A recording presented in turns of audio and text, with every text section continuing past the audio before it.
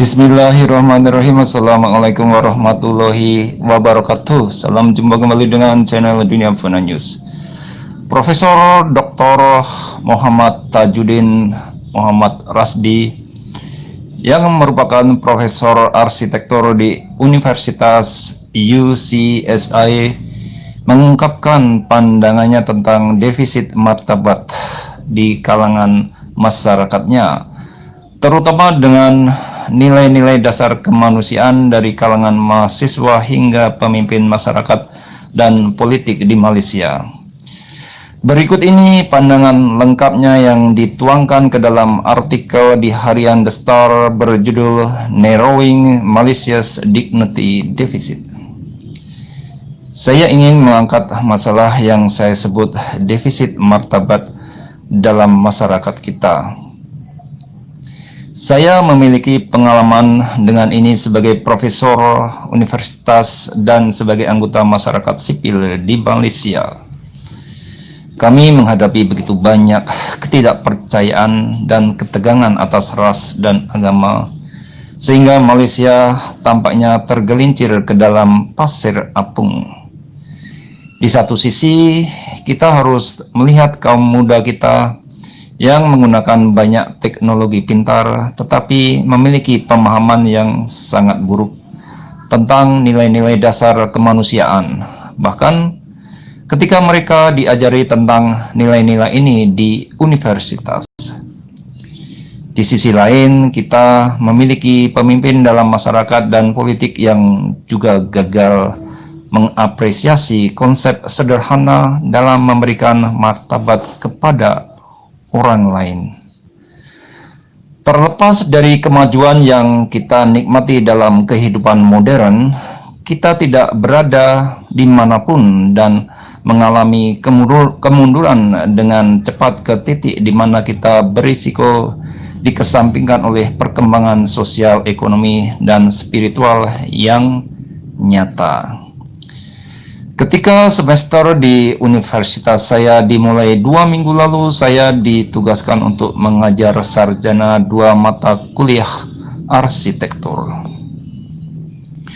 Penyelidikan, penelitian, dan sejarah dan teori arsitektur 1. Ketika saya sedang menyampaikan kuliah penyelidikan penelitian pertama, seorang mahasiswa laki-laki asing sibuk mengirim pesan seolah-olah saya tidak ada di sana, meskipun dia duduk kurang dari 2 meter jauhnya.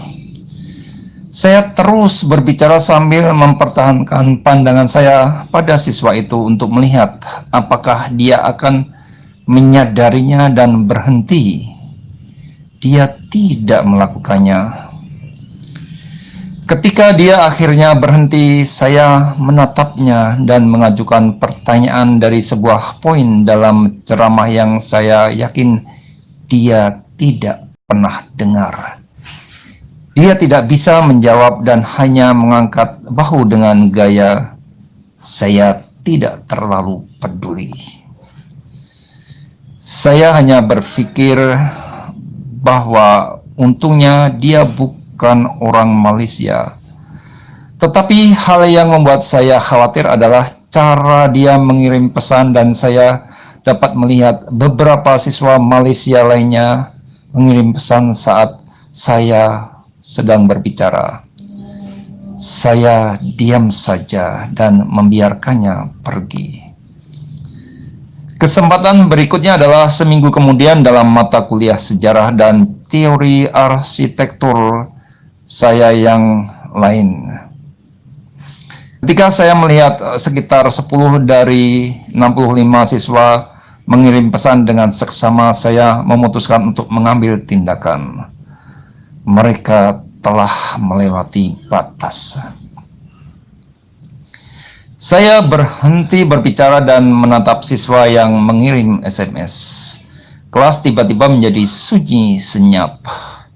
Beberapa siswa menyadari bahwa saya melihat langsung ke arah mereka dan mereka akhirnya berhenti. Ini semua orang Malaysia. Saya memutuskan untuk mengatakan sesuatu tentang itu. Pidato saya berbunyi sebagai berikut. Untuk kalian semua, saya bisa menjadi ayahmu karena tahun baru Imlek ini. Pada tanggal 25 Januari, saya akan berusia 58 tahun. Saya menikah pada usia 22 tahun dan memiliki anak pertama dari 5 anak saya pada usia 24 tahun. Banyak dari Anda yang lebih tua dari itu. Saya ingin menawarkan beberapa nasihat sederhana yang tidak hanya akan membantu dalam kehidupan sosial Anda, tetapi juga akan menyelamatkan Anda dalam karir profesional Anda dan mendukung Anda dalam iman rohani. Saran sederhananya adalah berikan martabat perhatian penuh kepada siapapun yang Anda dengarkan pada satu waktu. Saya tidak tahu apakah orang tua atau agama Anda mengajari Anda tindakan sopan santun sederhana ini.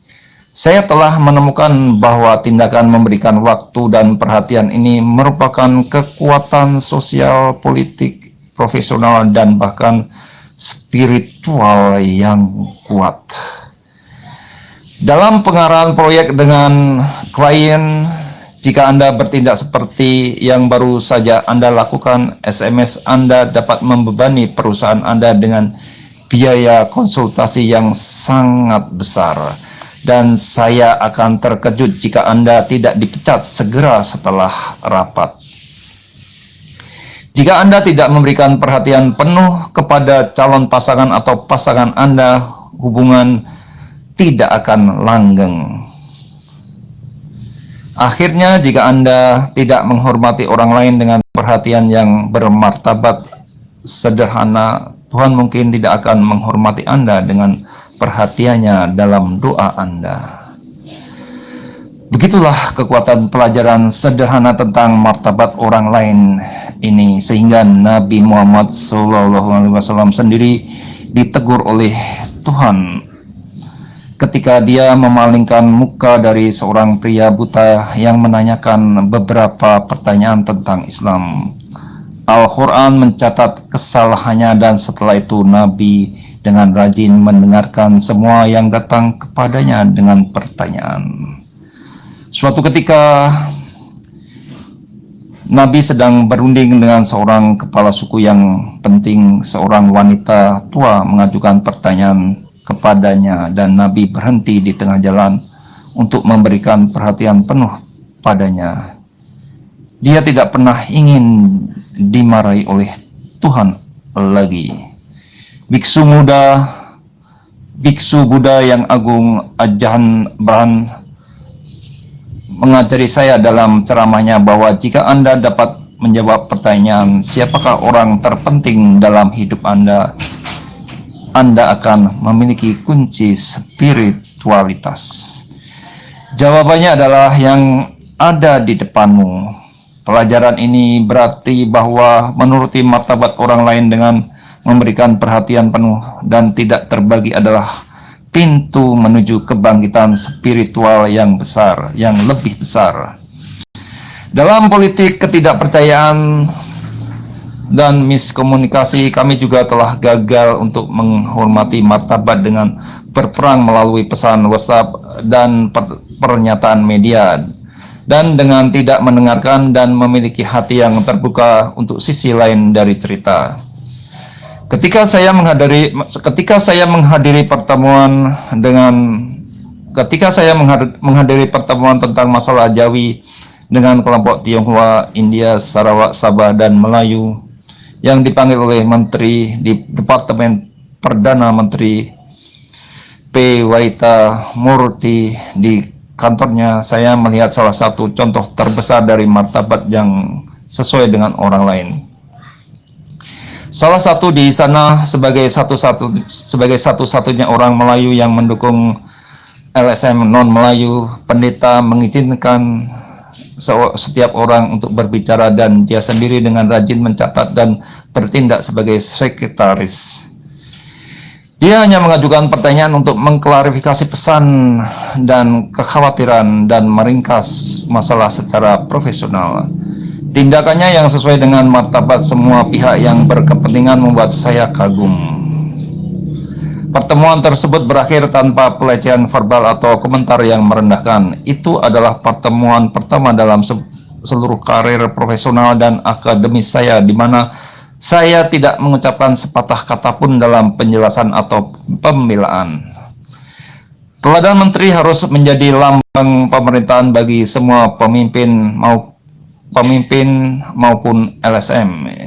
Jika kita berhenti memberikan perhatian penuh dan tidak terputus ke sisi lain, kita akan diberkati dengan banyak penghargaan sosial, politik, dan spiritual. Pada tahun 2020 kita harus memulai tahun dengan mengurangi defisit sesuai martabat semua orang lain dalam hidup kita, sehingga kita dapat membangun kembali Malaysia yang lebih baik. Sekian. Terima kasih atas perhatian Anda semuanya. Wassalamualaikum warahmatullahi wabarakatuh.